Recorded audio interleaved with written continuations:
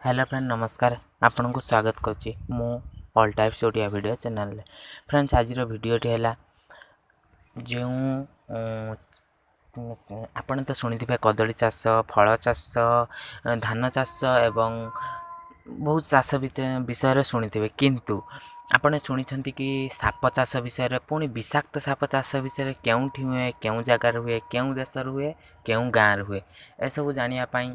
वो क्यों व्यक्ति जनक करती ये सब विषय जानापी आपड़ भिडियोटी शेष जाए देखूँ और भिडियोटी गोटे लाइक करेंगे भल लगे कमेंट करेंगे और शेयर करेंगे और एपर्यंत मो चैनल को यदि सब्सक्राइब न करेंगे सब्सक्राइब कर दिंतु पाखा बेल आइकन को दबे दिंतु कौन सब्सक्राइब कले कौन हम आपन तो जानते सब्सक्राइब कले कौन है किसी भी एपाई एक पैसा भी पड़ोनी सब्सक्राइब कले मागणार हो सब्सक्राइब पाखा घंटी आइकन निश्चय देवे दबीदेले मो चैनल जो वीडियो अपलोड करी आप सर्वप्रथम देखिपारे। आपन तो जानते हैं आम देश गोटे भारत जहाँकि सी कृषि प्रधान देश आम देशर विभिन्न प्रकार चाष करा जाए माने 60 ରୁ 65% लोक जानी आम देशर चाष कर माने चाष उपर निर्भर करती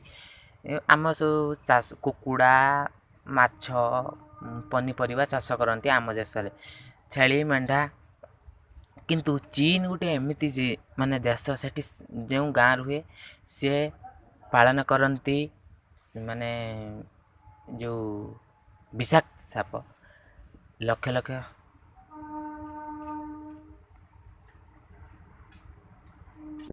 हाँ चीन गोटे देश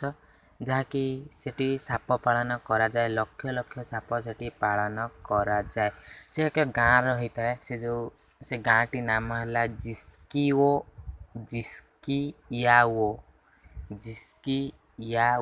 गाँव ना हुए साप चाष से गाँ टीर नाम है यहाँ से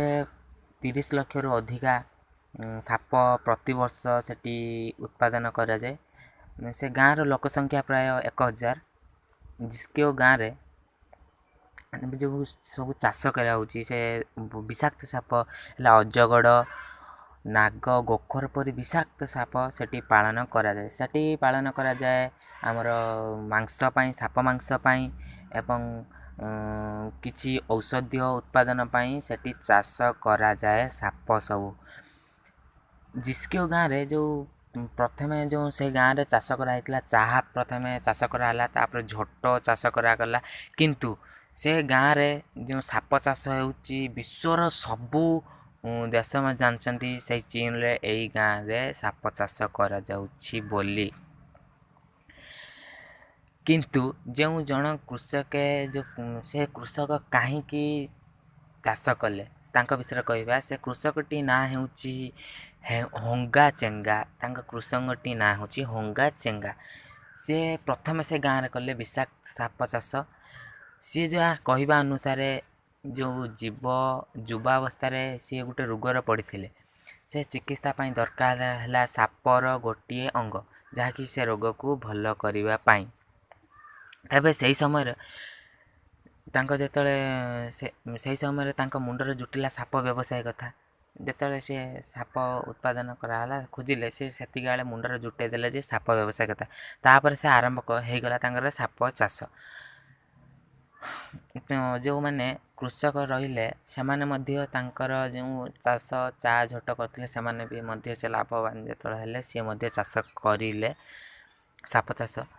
वर्तमान समय तांका गाँव रु 100 रु अधिक स्नेक फार्म करि साइलेनी कृषक माने काठ काचर छोट छोट बाक्सर हुए साप चाष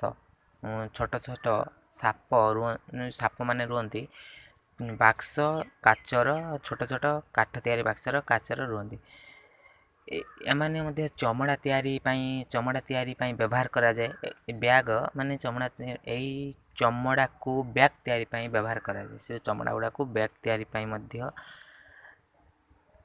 तैयारी करा जाए से थिला साप चाष से गाँव रे करा जाए से तांकर फेमस है सापर मांस दरकार एवं अंग दरकार कौन सी रोग सेटा मेडिसिन तैयारी हुए जहाँकि भिडियोटी थिला आजिर एतिकी